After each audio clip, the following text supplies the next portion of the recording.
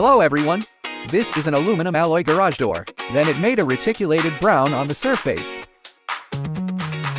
There is a round window next to it, as a decorative element. The whole door, we did a paint process. Equipped with an imported motor, and it has made a function of rebounding in case of resistance. This door has many colors, which can be matched with the decoration of our building. It is suitable for garage with a low door lintel. If you like it too, please contact us. Thank you all.